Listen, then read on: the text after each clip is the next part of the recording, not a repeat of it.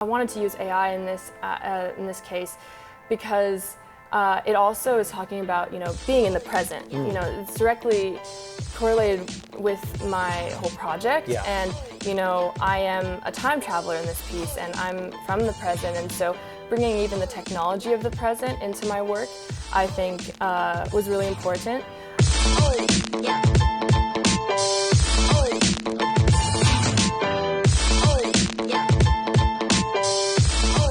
Welcome to the Creative Block, guys. I'm Vince Gonzales. Today, I'm joined by an incredible multidimensional artist and athlete, Talia Grossman. Talia was born and raised in Palo Alto and is currently finishing her studies at USC, majoring in fine arts at the Roski School and minoring in cinematic arts at the School of Cinematic Arts. Her life is shaped by two powerful through lines, art and athletics. She's a former goalkeeper for USC's women's soccer, a dual citizen of Australia and the US, and has represented both countries in international soccer and baseball competitions. But today, we're here diving into the deeply personal and politically resonant side of her story through her latest project, White Australia, a multimedia installation that explores her family's experience as Indonesian immigrants navigating a racially exclusive immigration system in the mid-20th century Australia. The work uses archival material, performance, and AI to question how the past continues to echo into the present. Thank you very much for making the time today. This is an incredible exhibition. Congratulations. Thank you and so it much. was really fun to watch. Talk about growing up with your foot in both worlds. You know what I mean? It's like, it's a little unusual to see something like that. Yeah, definitely. I think my identity, I can't really be defined in one category, and athletics and art, and a lot of people think that's opposing, but I don't think that's the case. Right. And my mom is ethnically Indonesian, my dad is white, and then my mom is Australian, and so my brother and I have Australian citizenship as well as US. And my mom grew up in a Muslim household, and my dad is Jewish, and so I think all of these really affect how I go through the world and my perspective on things. And both of my parents really taught my brother and I from a young age to be incredibly open-minded, and I think our identity is really paired with that, and to want to learn about other people's cultures and go to different places. I think it also affects my art in very, very strongly. So it's incredible to think about. Within your family, you have two very different cultures. You're going to school, you're going to restaurants and out in the city, and there's always this dynamic, right? There's always this contrast, especially when people are watching you or talking to you and maybe not even understanding what's going on. Yeah, actually, a lot of people, because I'm white passing, and some people don't know that my mom is brown, and that I'm both Jewish and Muslim, because you don't always see that, and assume things about how I feel about certain things, and because they don't actually know my identity, or because it's not necessarily forward presenting. But yes, it's definitely people don't always see my full identity, and I kind of come. I've come to terms with that, and I understand. I have to explain sometimes. And it's a process, right? As you mature, as you get older, your perspective changes as well, right? Definitely. I think my perspective. I think I've always been very open-minded, but I think just it comes with maturing, and I've always been very proud of my identity, and my parents really taught me that, and so I never had a grappling with my identity, but I do, see that, sometimes I've been in a baseball game, for example, I've been told by the umpire, "Oh, your last name, you're Jewish. You don't look Jewish," and I'm like, "Well, I am." Classic. And so that happens a lot, and but I understand that. Yeah. And so it's interesting to think about sports influencing your narrative and art. Yeah. But I can see how that really is playing out, right? Because Yes. what sports teaches is discipline and structure and things like that. Definitely. And yet, you're in this world where socially people are having comments at you like that. Yeah, I think also growing up in baseball and being the only girl since I was 8 years old through high school, I felt like I was representing all of womankind as well, because obviously you're always underestimated. You can't just be as good, you have to be better than the boys to get the same opportunities. It's tough having that weight from a young age, and I think it also, just all of my sports career, I've had a lot of injuries and I've dealt with a lot of adversity, and that has, I think, directly affected my empathy, and that is really in my art as well. So I think it's empathy is a huge thing that it's affected. I love that you're saying that. So let's talk about the work now. Let's talk about how this concept came to you, what it was like to create it, because that's an emotional thing too, in the process of creating it. And now that we have it on the wall, what are you feeling about that? It's interesting because I've never worked with AI before, and I'm, in this case, reanimating archival photographs. And it's interesting to be put right next to the past, and with people that, I never met my grandfather because he passed away before I was born. And, being right next to him and walking with him, as well as kind of being parallel to my mom and her sisters when they were young and children. And obviously I'm now older than they are in those photographs. And kind of being with them at the age where they didn't fully realize the society and the divide in the society at that time, and also experienced the racism that they experienced. So that is really interesting, being right next to it, and it's more of a tangible kind of connecting with the past, and in that visual, obviously. Yeah.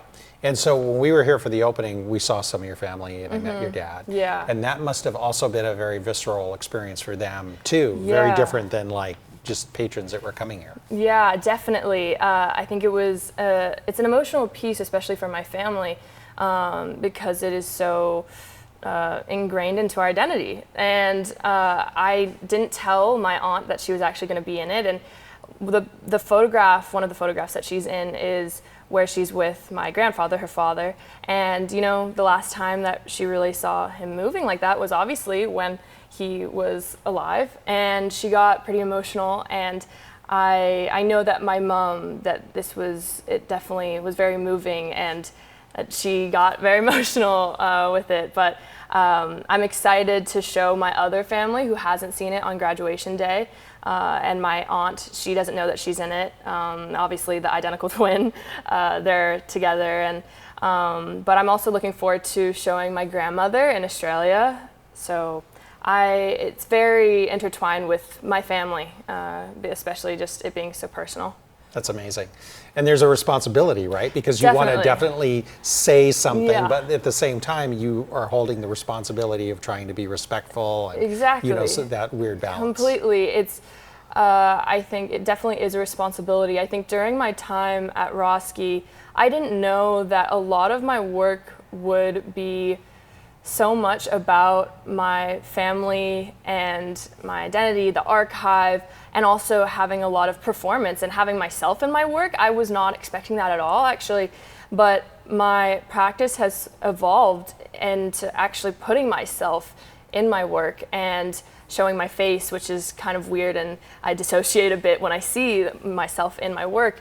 But it has really become, my art is my identity. Yeah. And so it has also unintentionally become a way of, I think, generational healing. And I did not expect that. It was it happened over time, and for my family to think about and work through things that have happened in the past, and to talk about them when a lot of those things were under the surface, or to move on, your mind helps you to heal by forgetting.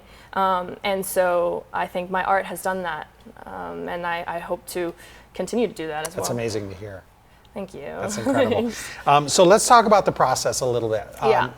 Before you started touching photographs of your family, did the photographs inspire this, or did you have the idea and then went back to the photographs? Yeah, so this is an interesting question, because I also see in my art, a lot of the times it's also the story that then affects the form. I think in this case, it was an expansion of a different project that I was doing in my last semester in Australia, at Australian National University, and it was in my photography class. And I do a lot of superimposition with my work and talking about how the past lingers in the present and then flows through the future. And so that project was a double exposure, where I took the first photograph of an archival photograph of my grandparents, and then the second photograph was me inserting myself into that past. And on film or digital? It was on film. Oh, very cool. Yeah, and I work a lot with superimposition, and I always like doing it in a different way to push myself. But when I finished the project, and I had the results of it, I had a feeling that I knew I wanted to continue this with my thesis, but also have a video or a movement aspect to it. And so that's how I knew I wanted to do this project. And it was interesting also, starting it in Australia, and where I, never grew up. Now I've lived there for, a lot of months, but I never grew up there, but I have this Australian connection to that land. So it was interesting that it started there. Yeah. So you're grabbing the photographs, you're scanning them, and then they have to go through a process where you could start manipulating in AI. Yes. So what was that process? What platform did you use? Yeah. So my grandmother was recently put into an aged care facility, and so we had even more photo albums that had not been digitized. Some of the photos were digitized, but not all of them. And so my parents helped me digitize everything, because also photographs were with my aunts and in different places. Scattered. Yes, scattered. Yeah. So we, brought them all together, and so I had all of these to choose out of. I used Dvid AI, I used VidFly, and Kling were the three AI tools that I used the most, or those were the ones that I used, because the other ones I didn't really like working with. But even when you work with AI, because this was my first time, you really have to work with it. It's, I came up with a lot of stuff that obviously just wasn't usable. But it is amazing and very uncanny to see these people move. And so that's how I did it. I did it in post-production and worked in Premiere Pro, and then separately did 2 shoots on a set, one in front of a white seamless. For you? And yes, for myself, the superimposition aspect of it. And then I did a shoot in front of a green screen. And then I worked in Premiere Pro with it. To combine everything. Everything, yeah. Amazing. Yeah. So in the process of getting here today, at the beginning, you had to bring this concept to your faculty and present it to them. What was that process like? Yeah, so I showed my thesis cohort what I was planning on doing. I talked with my teacher and also my thesis committee, which consisted of Patty Chang and David Kelly, who are 2 of my mentors, and I've had them since I was at the beginning of Roski. Very cool. Both experimental video artists. And one of them is doing a PhD in MAP, Media Arts and Practice, at the Cinematic Art School. So I proposed what I was doing, and then I did it. No, it's brilliant. And I was curious about their reaction, because I've not seen this before. I've not seen anything like this before. Thank you. What was their feedback to you when you brought this to them? Yeah, I think it was interesting, because everybody had a different perspective based on their identity and their experiences. Obviously, it was actually pretty moving for people to tell me their personal experiences or their family's history, and how they see themselves in the work. it's also interesting seeing how it's not necessarily understood by some people. And I think as an artist going through Roski, at first, I really had this yearning of wanting people to fully understand a piece of work that I did, the way that I see it, and everything, the whole context. And I realized as time went on, and I let go of that a bit, and because you have to, because at the end of the day, no one's necessarily gonna understand your context fully. Yes, that's correct. And as an artist, you really do have to understand that, and some people get it and some people don't. And even the people who get it, it's okay that they don't fully, because they don't have your experience. They bring their own exactly, past they bring their and history, own past yes. and history to the work. Yeah. And I think that's really a beautiful thing. Yeah, yeah. So did you see anybody from your faculty, friends, family, was there any kind of response like, why dig up old wounds, this is too personal, this is too sensitive? Did you get any of that? I didn't get any of it's too personal. I think some people were trying to figure it out and why, I would do this, but that's almost a good thing though, right? Because it gives you an opportunity to tell the story. Exactly, yeah. And but there is definitely this piece, it talks about a lot of different things and layers and generational connection, racial solidarity, racial isolation, but also so much more also about my own identity as somebody who is both white and Indonesian. Where do I fit in that past? I don't fit in that past. And I don't fit in that past because, my mixed race identity is directly related to my grandparents' decision to immigrate to white Australia. Yeah. And I think working with the archive is incredibly important because, as I said before, the past is in the present, and we can learn so much from the past, especially today. And we shouldn't, do things that we did in the past that were bad. Yeah. And that's why history is so important. That's why we look to the past. Exactly. That's why we look to the past to learn. And I think it's incredibly important to also listen to people of different generations and older people's voices, because there's so much knowledge and experiences that you'll never experience. And how else will you know about them if you don't ask? So earlier you were here with J.D. Roth. You were giving him Yes. sort of a private Yes. tour, right? And it just so happened that all of us bumped into him when he was talking, and I loved his response, which was he didn't have any context. He was seeing it with fresh Yes. eyes. And he was like, oh, nice, look, everybody's Yes. having fun, they're Yes. getting awards, and they're living their life. Yeah. And then you bring this another layer to it. Yeah. It's like, yes, it is that, but it's also this, this, and this. You know what I mean? So I love that reaction that he had, and I love your response to it. With everybody's identity and everybody's, life experience, there's so many layers. Yeah. And this, these are people's lives. Yeah. And it's starting from photographs from 1956 through the early 70s. They're experiences that have so much depth and, obviously the want to assimilate and also, enjoying living in a new country. Yeah. But obviously, we all want acceptance wherever we go, exactly, right? Want acceptance, that's a drive. yeah. But also being incredibly proud of their roots Yeah. and wanting their children, my mom and her sisters, to be proud of their Indonesian heritage. Yeah. And that I think it also ties in with what my parents taught my brother and I from a very young age, is that you should be proud of who you are, but also you should want to be different. Like that's a superpower. Yeah. And why would you want to conform at the end of the day? But also, obviously, in this context, in that society, there is a need and a push and a weight to assimilate and conform. Yeah. So there's that as well. So it's kind of, yes, I'm really proud of who I am, but also, in this case, having to assimilate with white people. Yeah. And, to be accepted and, but also that being proud. Yeah. So AR, VR, AX, AI, blockchain, quantum computing, these are all major shifts and that will affect society as a whole. What I love about you is you took a modern technology to tell a familiar story.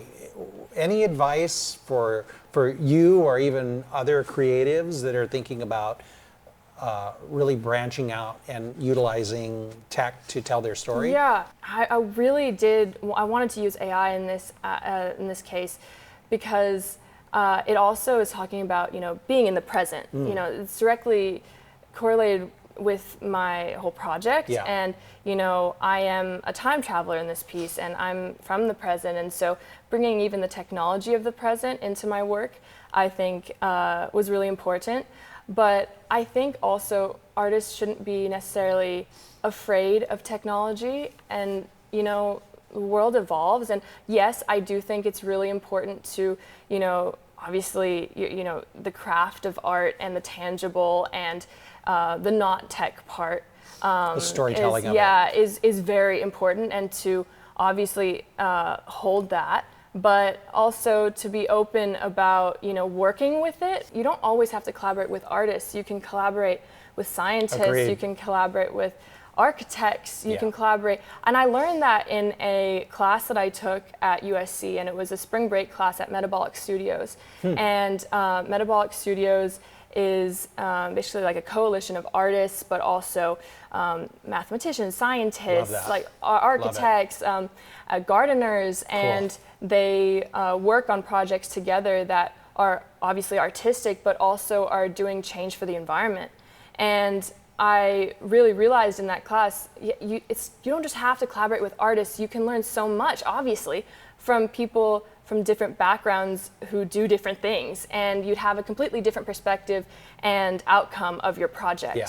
And so I think, and that's, I think, directly related to tech and being, wanting to work with tech and not shying away from it necessarily. So you created something really personal and vulnerable. For artists, anybody creative who feels the pull to create personal stories, but fears being judged or criticized or exposed, what's your advice for them? Definitely. I think that if someone feels a pull to tell their story, even if it is obviously very personal, I think it's really important to do so. I think growing up playing baseball on a all boys team, my greatest fear was to show emotion, and especially you're the only girl, you're already